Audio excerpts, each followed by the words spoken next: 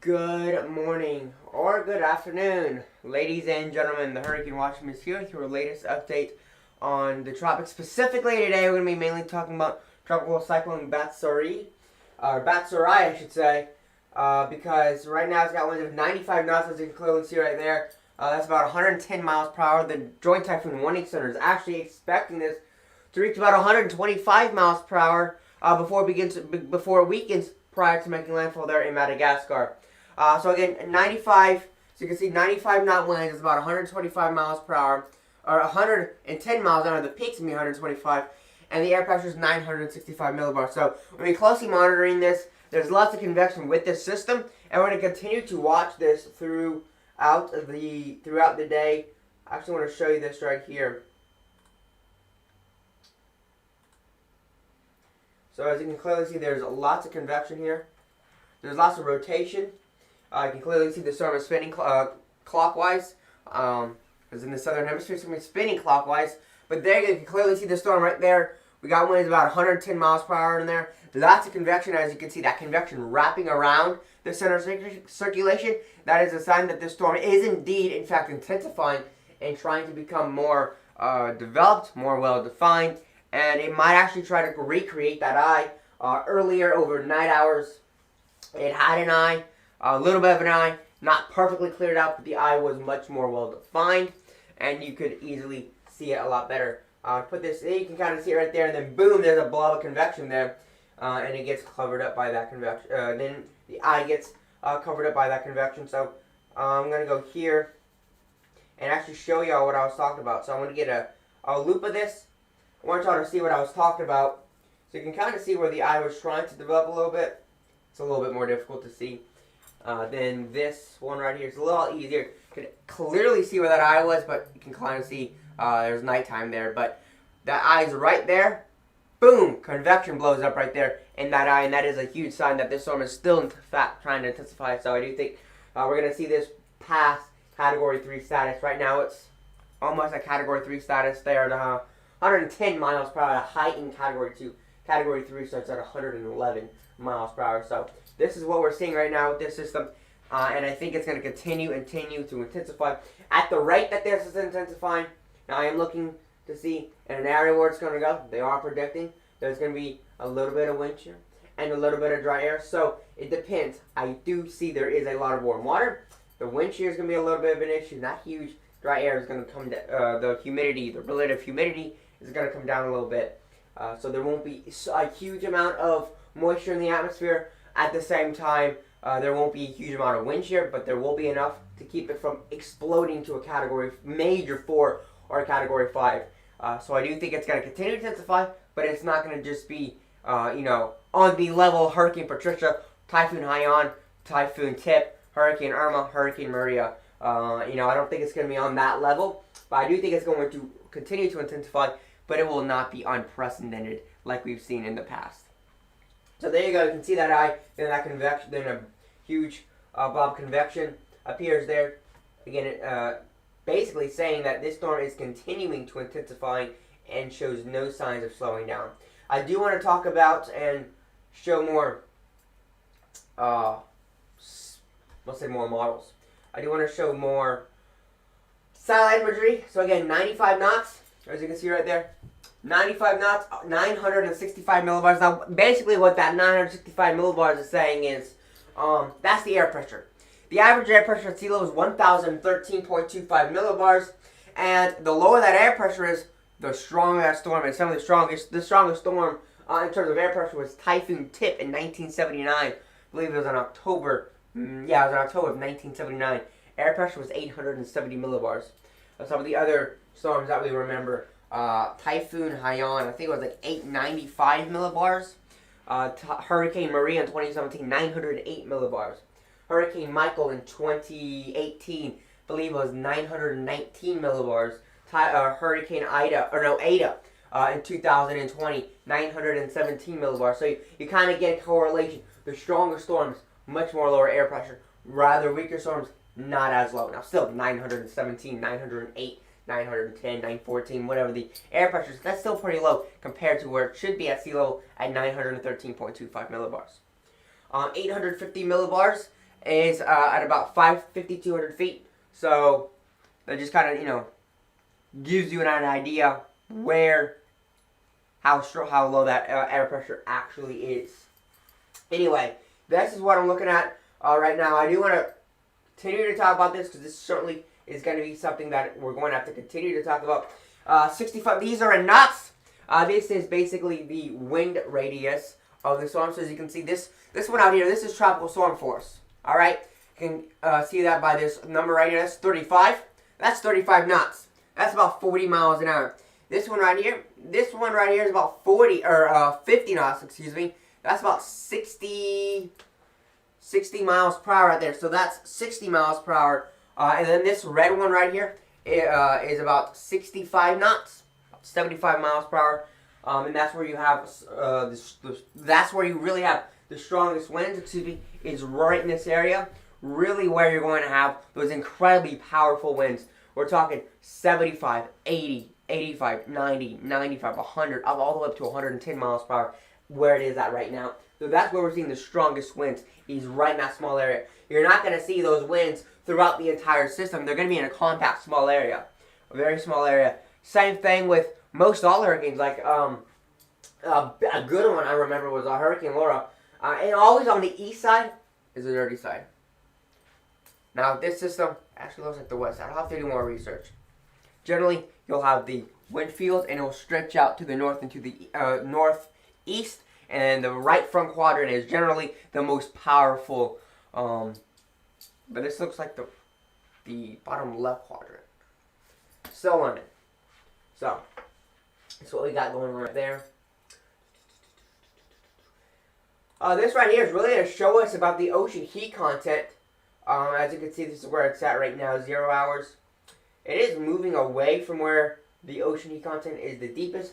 That just basically says how much energy is in the ocean. At the surface all the way down, let's say a couple hundred meters below that.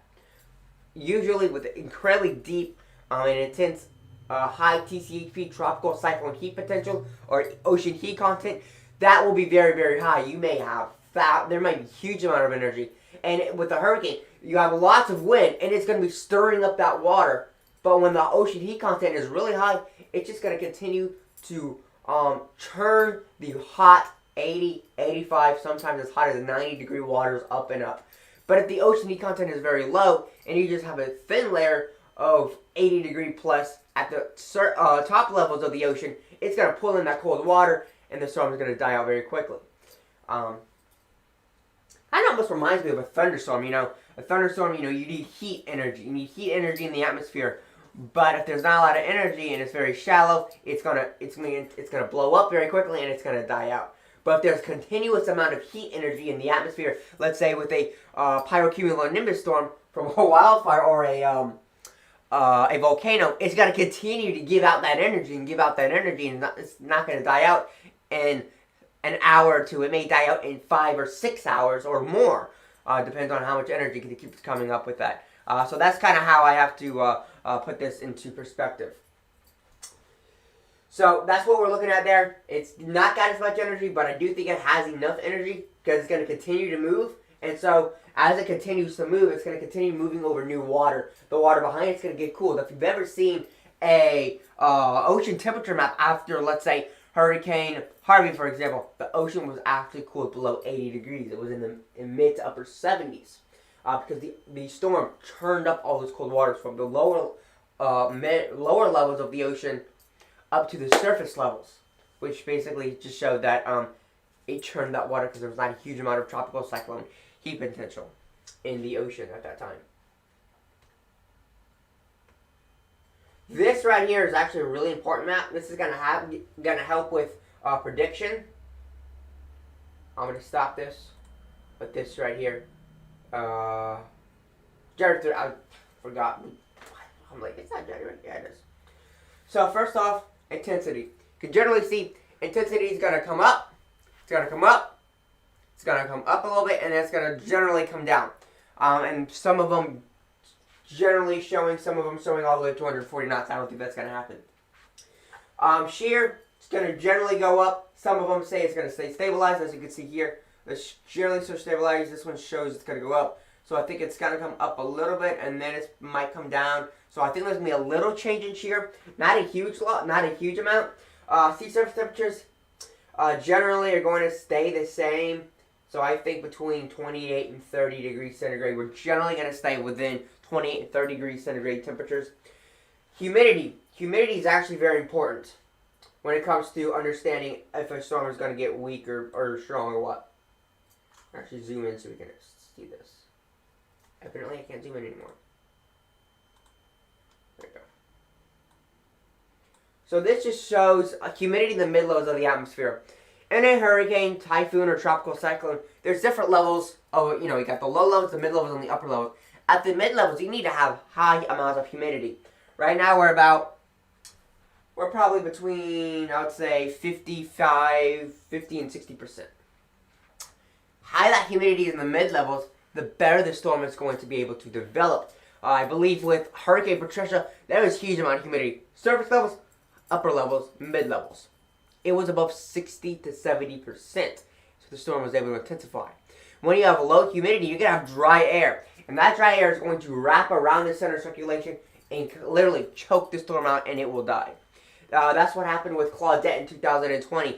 There was not only shear, I think there was some shear, but there was a huge amount of dry air. It was so lopsided. All the energy was on the right side of the storm. There was just dry air coming around from the north and from the west into Claudette, choking it off, and it literally got its name over land. Not even kidding. The storm made landfall, boom, then they're like, oh, okay, yeah, it's Claudette, not potential tropical cyclone 3. So this is what we're looking at right here. This is the mid-level relative humidity, as you can see. It actually shows it's going to come down, and then it's going to spike up. So with everything set, I do think we're going to still see a little bit of strengthening, not a huge amount, and then I do think it's going to make landfall. Now, again, this is still quite a ways out. We're also going to go over the models, so we're going to slowly talk about this and talk about my prediction and my reasoning behind this. And again, 40%, some of them are saying 40%, some of them are saying staying in the middle. I think it's going to come down a little bit. I think, it's right here. I think it's going to come down. This is actually really hard. This is where it's at right now. I think it could come down a little bit, and then it might actually start going up. Generally, it might come down to 50, maybe 45% humidity, and then I think it's going to go back up. That is what I'm thinking. Compared to, in terms of what these models are showing, that's not what I meant to do. I was trying to zoom out, but instead, so again, I'm going to put this generally slow.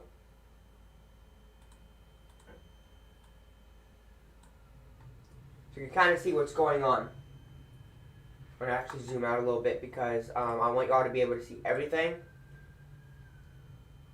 So you got the mid-levels, you got the intensity. So I do think so you can kind of generally see where the intensity is going. The intensity is generally going up. You can see the shear. Everything is changing. So as this continues to make its way towards Mauritius and La Reunion, I'll continue to give you all updates on this because this could certainly be something we got to closely watch and monitor here. Model data. Let's see what we got here for model data. Whew, okay. I think this is literally what we just looked at. Intensity, deep.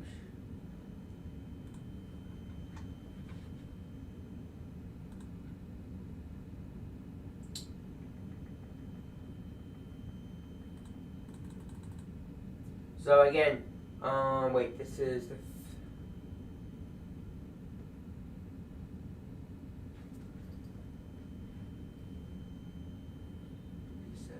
trying to figure out what I'm looking at here. Millimeters an hour, relative humidity shaded, TPW. Okay, so yeah, okay. This is talking about rain rates. This is relative humidity. As you can see near the center of circulation, you can kind of see a moisture bubble right here. Literally looks like. Hold up, that's the future. Wait, what? Yeah, because that's a country right there. Hold up. Why does it say January?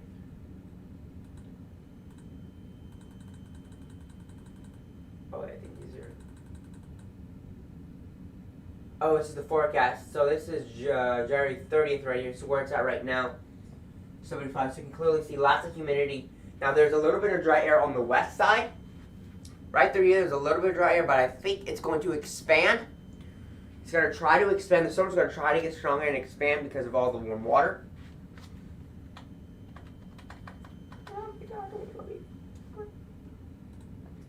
And rain rate, this is in millimeters an hour. Now down here, you can clearly see down here, we are seeing 50 millimeters an hour, and I think that's going to increase as the storm intensifies. And see how it gets larger? Here, let me go back. Stop. See, the storm gets larger. We're starting to see, that's white. I don't know, it's oddly low for the rain rates per hour. Doesn't make much sense, but I do think the storm's going to try to expand, and as that storm expands, it's going to try to create a moisture bubble around this system. Therefore, none of the dry air is really going to be able to get in. It's going to be kind of blocked off by that moisture bubble as it approaches. I'm going to say that air pressure, 947 millibars. So there's 947, 951, 970, 960. I do think it's going to do some intensifying. This is 947 right here. There it is, 90. It's actually at 95 knots right now. And right now, with what they're showing here, they're showing not getting any stronger than it is right now, which I don't see that happening. Although it could, most certainly. It's all about understanding the atmosphere when it comes to these predictions. Wow, this is interesting. 72 knots. This is going to be difficult. These storms out here are much more difficult to predict. We're going to the South Indian Ocean. Actually, click on this. I'm going to click on Hurricane H-Wharf Batsirai. Hard time pronouncing the name. And actually take a look and see what we're looking at here in the modeling with this system.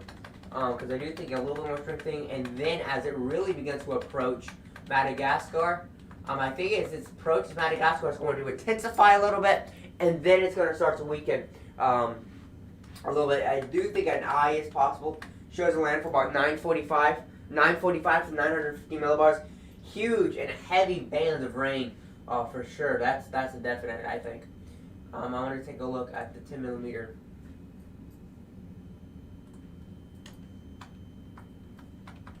Because they're saying close to 130 mile per hour sustained winds, about 113 knots. We'll have to watch and see what this does. Now, right now, what we're looking at right now, we just got an update. It now has winds of 100 knots, 957 millibars, as I said. I think it's going to continue to intensify a little bit. Now, I don't think this is going to obviously intensify hugely. I don't think we're going to see a category 4 or anything, or 4 or 5, but right now it's got 100 knots.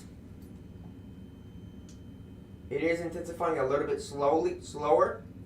To see what we got now, 100 knots. God, I want to say that's 115 miles an hour. I don't know. Yeah, there it is. Now it has winds of 115 miles per hour, 957 millibars. And that would be classified on the Saffir-Simpson hurricane wind scale of a category 3. So this would be classified as a major hurricane if it was. And I certainly think this is going to continue. It might intensify a little bit. It might weaken. Given what we're looking at here, I do think this is going to generally slowly intensify. Maybe stabilize a little bit. I'm having a hard time understanding what is it going to, because the models are like doing this. It's going to do this. No, it's not intensify. No, they're just going to plummet down and weaken. Very hard to really predict these storms. I do think, what is this? Someone's going to intensify. But I think it's going to be a very slow and steady intensification. Not super crazy. But I could be wrong. Which, I am a lot.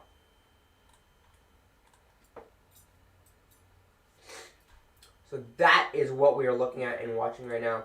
This is going to give us an idea in terms of dry air. And oh my lord, look at this dry air.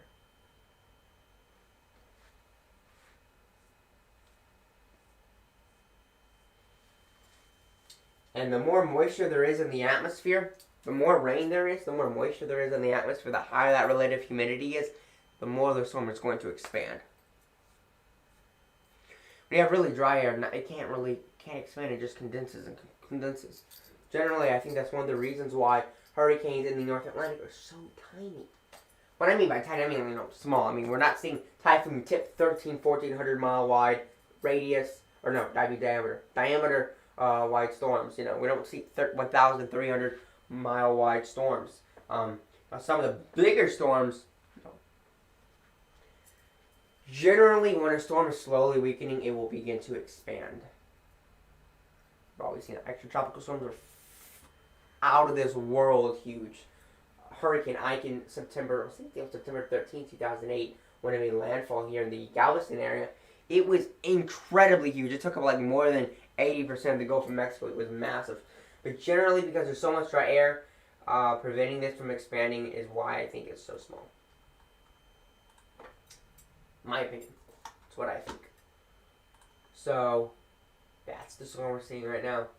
As you can see, 85 knots up here. 95. So, I mean, it is, as you can clearly see, it is slowly but surely intensifying, and the air pressure is continuing to drop. 85. 90. 95. And now it's at 100 knots.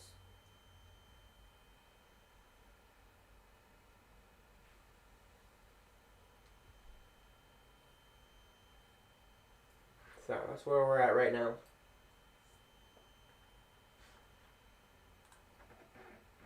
So again, it's at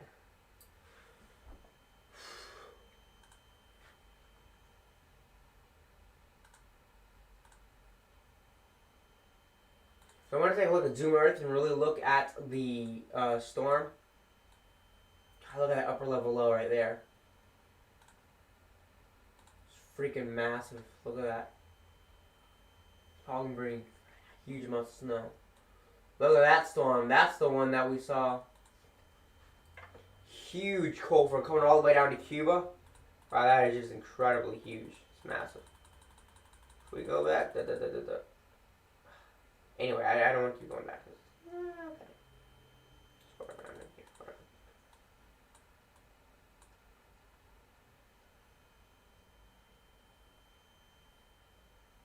110, 115.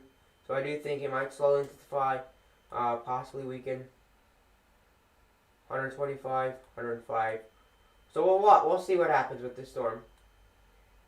Because there's so many factors that go into predicting a storm. You know, wind shear, dry air, different levels of the atmosphere. Where is that dry air? Is that the low levels, the mid levels, the upper levels?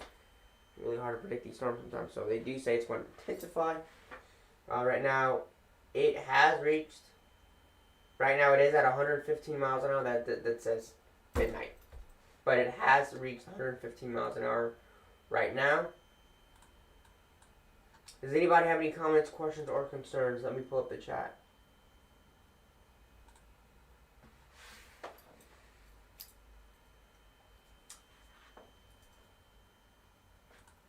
So again, that's what I'm watching right now.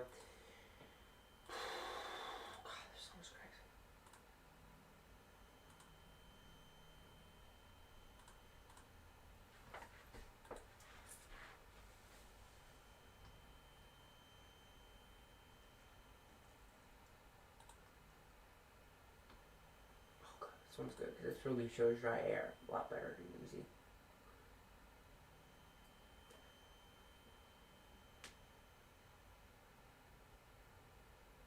So clearly, you can easily see that convection. So it does look like it kind of expands, and then you can kind of see it compressing, and then it's trying to expand again. So I do think it's kind of expands a little bit, compresses, expands because of this dry air. I don't see, yeah, definitely no eyewall replacement cycle at this time.